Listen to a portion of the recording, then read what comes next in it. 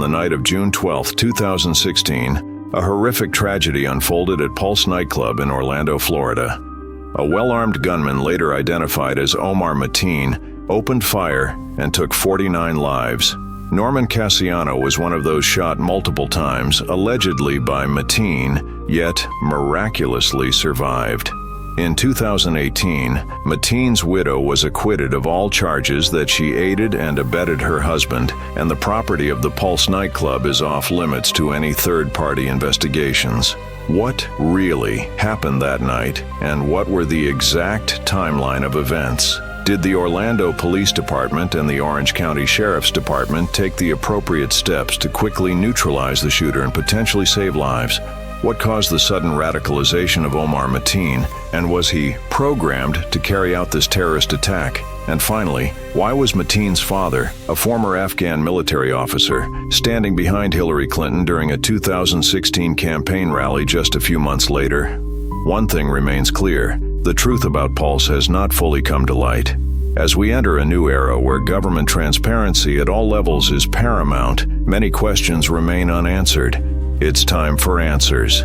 From Elizabeth Dougherty's archives, this is her exclusive interview with shooting victim Norman Casiano, recorded in June of 2016, just days after his release from the hospital.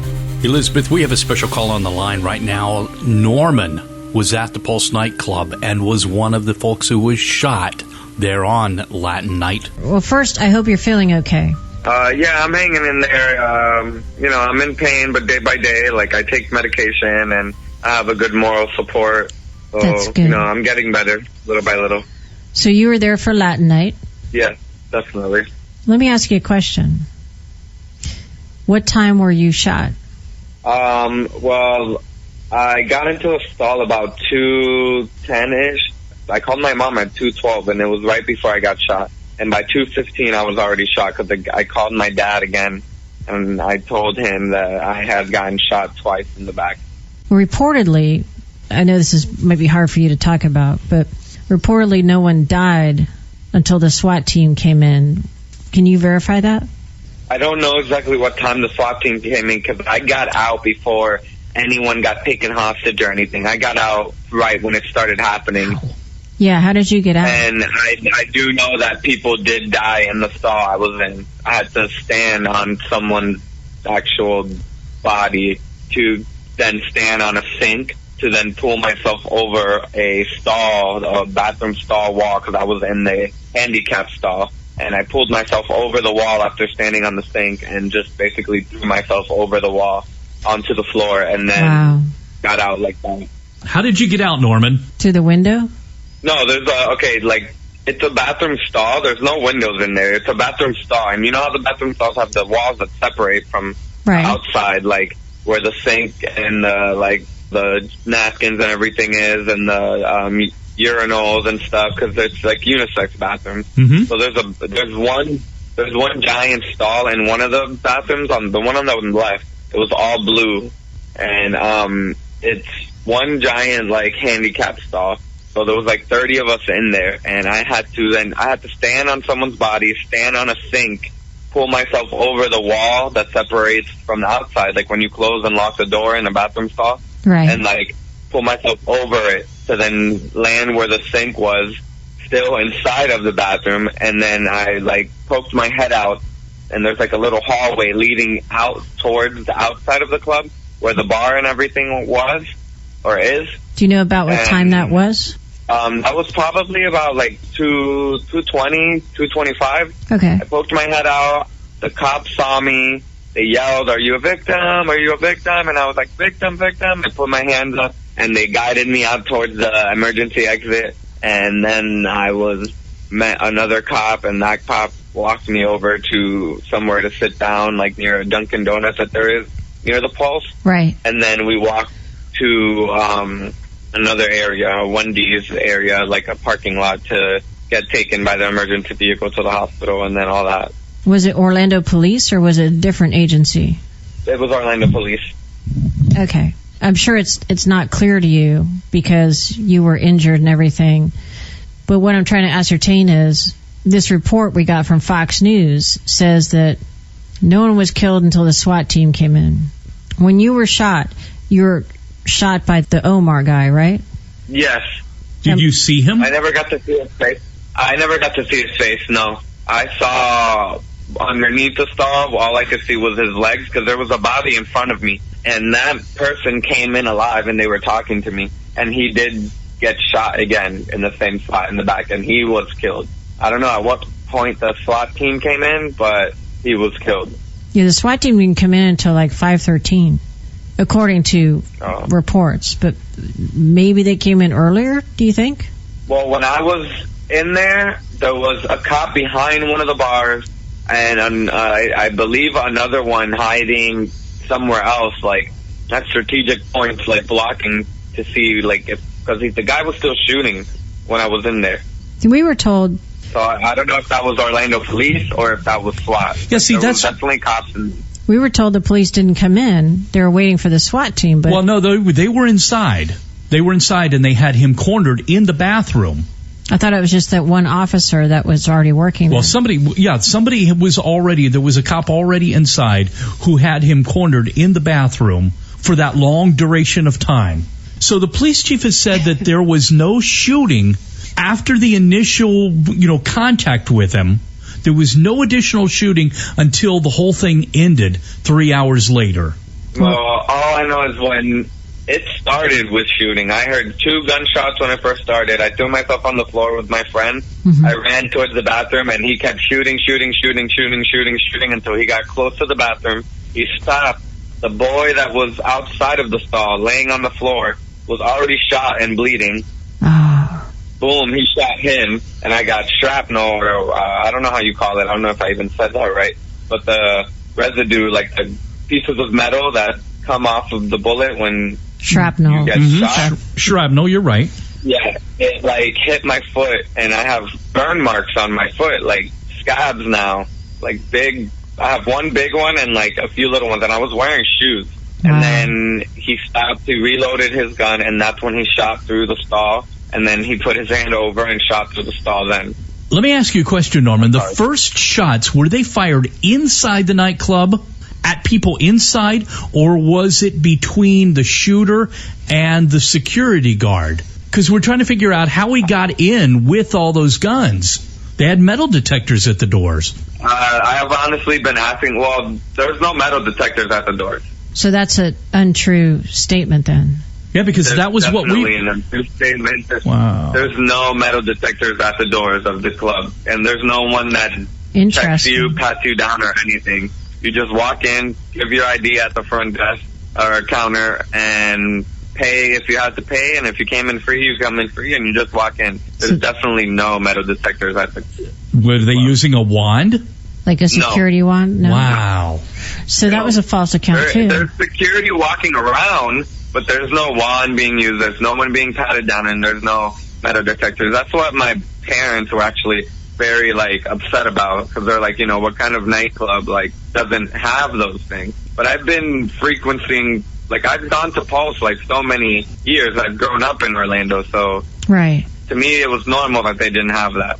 Well, those kind of things don't happen here, normally. Exactly. Yeah, so, that's exactly what happened, Okay, so after you were taken to the hospital, right? You were treated at the hospital. Was it ORMC? ORMC, I was at ORMC. Did they take you to the police department, or what time, or how did you give a statement to the cops, or what? Well, the cops were questioning me when I first got in there. They asked me a few questions, if I saw him and if I know what kind of gun he used and all of that. And then I got questioned by the FBI. Well, not questioned. They just, basically, they had me tell my story, etc. By the FBI inside of the hospital when I already had a room and everything, and I was getting treated upstairs. And after that was it. How long did you stay in the hospital? I was in the hospital from the time I got in until, I want to say, the next day at about 4 p.m. Did they ask you not to share certain information? No. No one actually, came up to me. I mean, the FBI just questioned me about my story, but, it's my story of just what happened there. I didn't really see him. He didn't really, the shooter didn't really speak. So no one really told me at all that I couldn't speak about my story and share what happened with anyone. There's a couple of different things we also heard. One was that there was more than one shooter. No, there wasn't. Yeah, because there were 9/11 calls, supposedly. We don't know because there's no audio. There's just the written transcript that's been released saying, someone was saying there were 2 shooters inside. No? In my opinion, I definitely feel like there weren't. My parents were told by the police that there was definitely only one shooter. I don't know if that was true or not. I don't know. To me, there was just one person because I heard the shooting and it progressed all the way through until he got into the stall and shot stall, and that's when I got shot. Other victims that I've talked to say that they heard other voices and that he was talking. But I'm he was crazy. He was probably talking to himself. I feel like it was just one. There was also a report that there was a guy standing near the exit door. He was on Megyn Kelly's program saying he was blocking the exit trying to help people. I heard that. I don't know what he meant by blocking the exit. Was he holding the doors? I don't know. Yeah, that's what he was saying, that he was holding the door to keep the shooter from approaching. He could hear the guy getting closer, but what he wanted to do was to keep him from coming any further. So what he did was he blocked the door to keep anyone from coming out. So, I mean, the only thing we know for certain is the story that came out today in the Tampa Bay Times is that there was a lot of chaos. Is that accurate? Oh yeah, definitely. Excuse me. Definitely. In the stall that I was in, I can tell you that everyone at first there was a lot of commotion, and then we all got really quiet, and it was a lot of murmuring, and I feel like a lot of us were praying, and a lot of us just couldn't believe what was happening. But at the beginning of it, yes, there was a lot of screaming, there was a lot of running, there was a lot of trampling. And the music. It was chaos. It was pure chaos. Did you call 911 yourself? I attempted to, but it was automatically sent to if the line was busy. Wow. They must have been overwhelmed with calls. But did the music just stop at that point? I was talking to my parents about this yesterday, and I don't really remember. I don't even remember the song that was playing when I heard the first 2 shots. I'm sure you were I tried to remember, shocked. and I tried to remember the music. Yeah, I mean, my brain still hasn't really wrapped around the whole situation. There's so many negative people out there talking, commenting on, interviews that I've done, and on my own personal posts on Facebook talking about, I'm a hoax and calling me names and that I'm fake, and I'm sitting here, I laugh at some, and some of them hurt my feelings, and I'm just I'm walking on a walker, and I'm 25. That's terrible. My birthday's tomorrow. I'm going to be 26. Aww. And I have 4 holes healing still. 2 on my left side and 2 on my right side from 2 gunshots. So the bullets went through and through. So it's basically 4 shots because the bullet went through and through. Wow. And I'm walking around in a walker on my birthday's tomorrow. I can't do anything to really celebrate or anything. You said you were shot in the back. Do you have any kind of paralysis or anything like that as a result of this? Actually, thank God, no. All I have is nerves were damaged on my right side from the bullet. I hit my right side. They're going to heal, but it's going to be a few months. The doctor said it's just going to be a few months. I actually went to the doctor yesterday.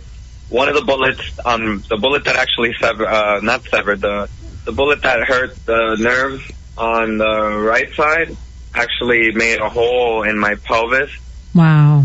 And what's funny is at the hospital, the first time they were like, oh, it left a little fracture. And then yesterday they showed me my x-rays, and I was like, oh my God, that's an actual little mini hole. The bullet actually, and you can see the little pieces of bone still inside of me, floating around at it. So, all those things have to heal, and, it's going to affect my life forever. So the fact that people are saying it's fake is crazy to me. Norman, have you received counseling yet? Yes, definitely. They come to my house. That's good. And, they talk to me and my parents. I'm so sorry you're going through that. I really am. Such a sad thing. You. Yeah, no, definitely. I lost a lot of friends, and it hurts. I can't talk about it anymore. I'm going to give you to Michael. I'm sorry, sir. Oh, I'm sorry. No. I don't know whether you've heard the story or not, or we've mentioned it a couple of times. This story touches Elizabeth very, very closely to the heart. Her brother was one of the very early victims of HIV and died of AIDS. Oh, and in the late 1980s, around 1988, 89, I believe it was, and he was one of the champions. He was speaking out for the LGBTQ community, demanding that the federal government do more and that there be research and that the Reagan administration do more quickly to keep that from spreading. And that's why this story hits very, very close, because she lost her brother to that disease and to the mindset of the time that just kind of ignored it. And that's why, you know, when this story broke, it brings back all those feelings again of losing her brother. But Norman, I want to thank you for calling. If it's all right with you, what I'd like to do is call you back after the show, and you know, I want to stay in touch with you. And we're just going to follow this story. Obviously, a lot of the media right now has moved on, and they're talking about the bombing at the airport in Istanbul. But there are so many questions that we're not getting answers to. You want to know what happened there, right? Definitely. I mean, they're saying that, you know, up in the air about everything, you know, like I know what happened. I know what happened on my end, but like I don't know why. Because you know about the dad. Yeah. Do you know about the shooter's father? That the shooter's father has government okay, see, we're not being fully told the story, and we want the story, and obviously as one of the victims, you know, now you do as well, don't you? Yeah, definitely. All right. Let me take a quick time out here. Just stay on the line with me for a second, and when we come back, we're going to wrap it up this morning. Norman, thank you so much for your call. We feel for you, brother, and we're praying for your health and that God spared you. Yes, I feel so blessed. All right, just stay right there. I'll be with you back in just on the phone in just a second. Quick time out. We appreciate you listening this morning to the Dougherty Report. This is 1440, The Voice.